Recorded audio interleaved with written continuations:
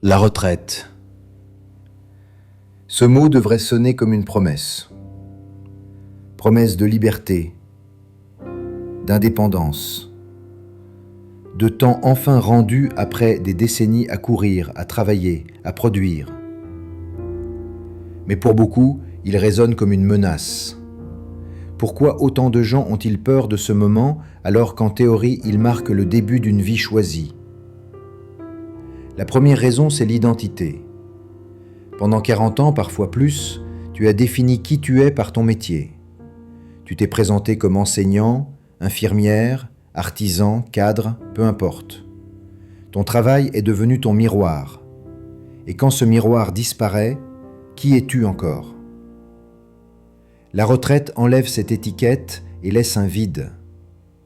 Beaucoup découvrent qu'ils ne savent plus répondre à la question simple « Et toi, tu fais quoi ?» La deuxième raison, c'est le rythme. Une vie de travail, c'est une vie cadrée, structurée. Réveil, horaire, projet, objectif. La retraite, c'est l'effacement de cette structure. Tu peux te lever quand tu veux, faire ce que tu veux. Ça paraît séduisant, mais en réalité, ça peut effrayer parce que trop de liberté peut se transformer en vertige. Le temps devient immense, informe, et certains finissent par s'y perdre. Troisième raison, le temps justement. La retraite, c'est un rappel brutal. Tu ne gagnes pas du temps, tu entres dans le temps qu'il reste.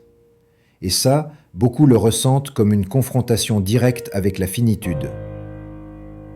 Travailler, c'est s'oublier un peu, repousser la pensée de la mort. Ne plus travailler, c'est soudain voir le temps défiler sans écran. Chaque jour de retraite est un pas de plus vers l'inévitable. Cette angoisse, certains l'appellent la peur du vide existentiel. Il y a aussi une peur sociale.